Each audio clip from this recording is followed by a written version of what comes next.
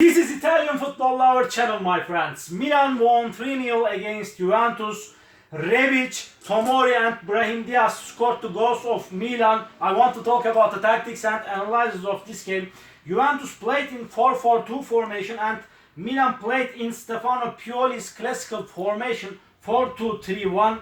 And in this game on the midfield, this player Benacer made higher press on Rabiot, and other midfielder pivot Kessie pressed on Bentancur, and really on the forward in Milan's formation turned into 4-4-2 in defensive position, and this player Zlatan played close to central defender Chiellini, and Brahim Diaz came to forward and he played one-to-one versus De Ligt. On the forward in Juventus, Ronaldo and Morata played close to center backs of AC Milan. Ronaldo played one-to-one versus Kaya, and Morata played close to other center back Tomori. At the same time, especially in the first half, this player Theo Hernandez moved higher and wider in Milan attacks, and Milan defense line turned into 3 in Milan attacks. This player Tomori, Kaya and Calabria moved higher and they came close to midfield, and really in every position Theo Hernandez forced the right wing back of Milan, especially in the first half, and Cuadrado was reluctant to track Theo Hernandez, and every time McKennie chased Theo Hernandez. For instance, in one position this player Cuadrado tucked inside and he came close to Zlatan. Zlatan dragged Cuadrado higher, and this player Theo with Hakan's pass, Theo got into the Juventus box from the right, but McKennie chased Theo and McKennie intercepted Theo Hernandez's position, and in other position again Theo Hernandez received the ball here and he passed over Cuadrado, but again McKennie tracked Theo Hernandez and again he intercepted second time Theo Hernandez's position. Really Milan dominated the game from beginning until to end, and a free kick was used by Hakan Çalhanoğlu from the right, and Chesney punched the ball, and the ball front of this player Brahim Diaz in Juventus box, and he passed over Cuadrado and his shot scored the goal for Milan in the last minutes of the game, and Milan was 1-0 ahead with this goal.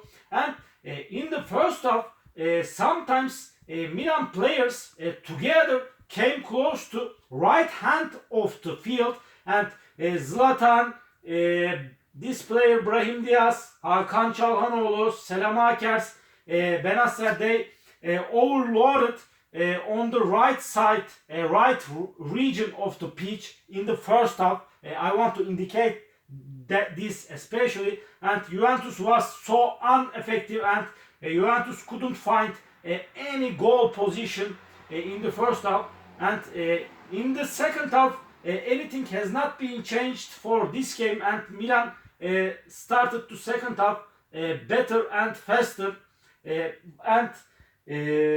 but there were some substitutions in the second half, and Pirlo made big mistakes, big faults for Juventus. Really the first substitution came from Milan because Zlatan Ibrahimovic was injured and Ante Rebic replaced of him, and 12th number Ante Rebic played instead of Zlatan Ibrahimovic. And secondly, this player Brahim Diaz little bit injured, and Krunic replaced of Brahim Diaz, 33 number Krunic. And first substitution for Juventus, Bentancur out and Kulusevski in, but this substitution made Juventus midfield weaker and weaker. Juventus midfield was weaker after this substitution. When Bentancur got out of the pitch, Milan was 1-0 ahead, and Bentancur out. Kulusevski played on the right wing and McKennie played instead of this player Bentancur. McKennie played here after this substitution and Kulusevski played on the right.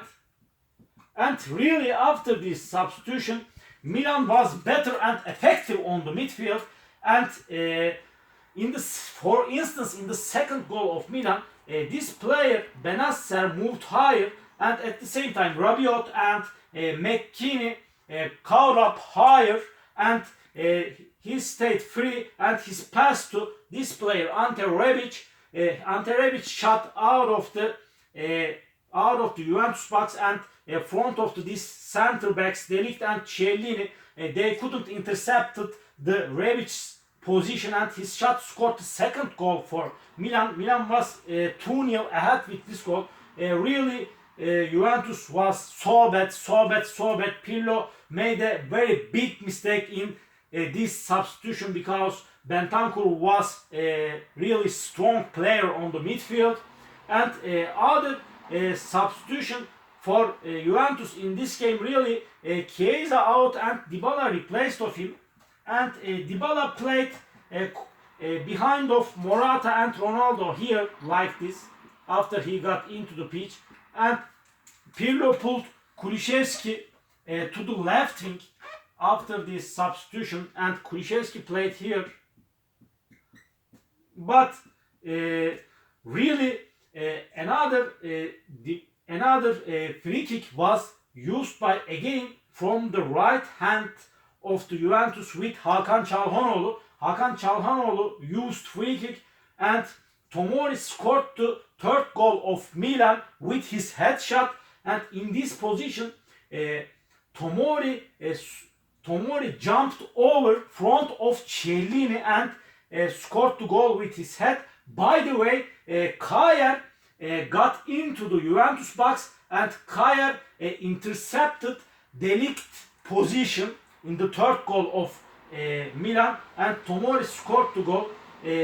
Really Juventus lost the discipline in the game, and Milan found empty spaces between and behind of Juventus defense line and between of the lines. Every time Milan found so many empty gaps, and they won the game easily. By the way, in the game Milan lost one penalty shot with Kessie, and this player Brahim Diaz, before got out of the pitch, he got into the Juventus box, and in his shot the ball touched Chiellini's hand, and the referee pointed the penalty, but Kessie missed the penalty.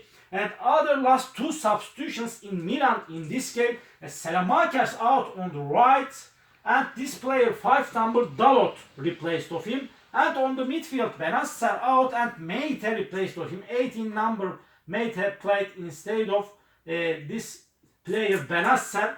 Really Milan got the very easy, comfortable and convincing win against Juventus. After this defeat against Milan, really Pirlo will leave from Juventus at the end of the season. Really Pirlo made so many mistakes, and Juventus lost this game 3-0. And all my analysis and all my comments like this about Juventus Milan game, you can subscribe to my channel, watch my videos, and please open up your notification rings, notification bells. Thank you very much. See you on my next videos, beautiful people. Bye!